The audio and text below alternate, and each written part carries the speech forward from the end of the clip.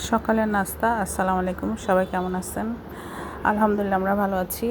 এখন এই যে এখানে নিয়ে নিলাম খেসারির ডাল রান্না করব আম দিয়ে রান্না করার জন্য এখানে তেল দিচ্ছি, তারপর পেঁয়াজ, কাঁচামরিচ, হলুদ, গুঁড়া মরিচ, কাঁচামরিচ এগুলো দিয়ে সব কিছু দিয়ে মাখাবো, লবণ দিয়ে মাখাবো। মাখানোর পর পরিমাণ মতো পানি দেবো যাতে ডালটা সিদ্ধ হয়। সিদ্ধ হওয়ার জন্য সেই পরিমাণ পানি দিয়ে তারপরে বসায় দিব। বসায় দেওয়ার পর ঢাকবো। মানে যতক্ষণ ডালটা সিদ্ধ হওয়ার জন্য আর কি ঢেকে রাখবো। তারপরে দেখেন এই যে কি সুন্দর টসটসে একটি গাছের আম, কাঁচা এই আমটা ছিলে সুন্দর করে পরিষ্কার করে 4 টুকরা করে যখন ডালটা সিদ্ধ হয়ে যাবে তখন ডালের মধ্যে আমটা দিয়ে দিব। আমটা সিদ্ধ হয়ে গেলে তারপরে দিব 1 গাঁটটি ধনেপাতা ছাড়া তো ভালোই লাগে না। ধনেপাতা দিয়ে সুন্দর করে নাড়াচাড়া দিয়ে নামায় রাখবো আমার খেসারির ডালের চচ্চড়ি। তারপরে ধোয়ার জন্য দেখা যাইতেছে না, কিন্তু কালারটা যে ও মাই গড অনেক সুন্দর হয়েছে কালারটা।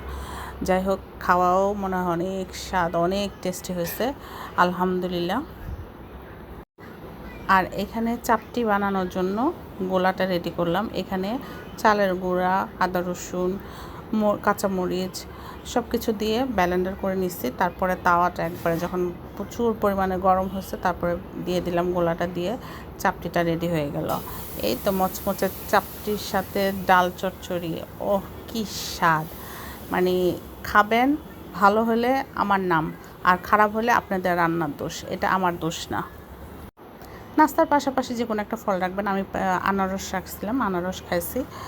তারপরে খাবার শেষে যদি 1 কাপ কফি না হয় মজাদার, তাহলে কি সেটা ভালো লাগে? সেটা ভালো লাগে না। তা এই যে কফি বানানোর জন্য নিচ্ছি ডার্ক চকলেট, তারপরে কফি নিচ্ছি, তারপরে কফি মেটার নিচ্ছি, তারপর চিনি নিচ্ছি, তারপর কফি মেট দিয়ে তারপরে চিনি দিব।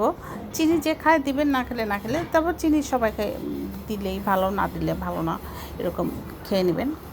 গরম গরম একটু কফি খেলে সবাই দেখবেন যে একটা ঝিমানি একটা ভাবটা, সেই ভাবটা চলে যাবে। তো সবাই ভালো থাকবেন, আল্লাহ হাফেজ।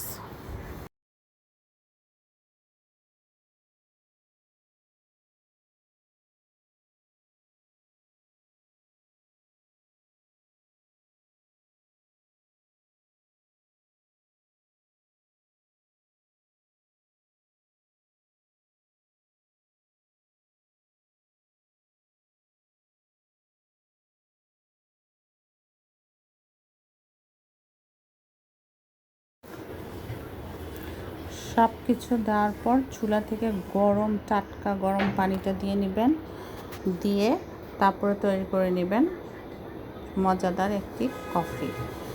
সবাই ভালো থাকবেন, আল্লাহ হাফেজ।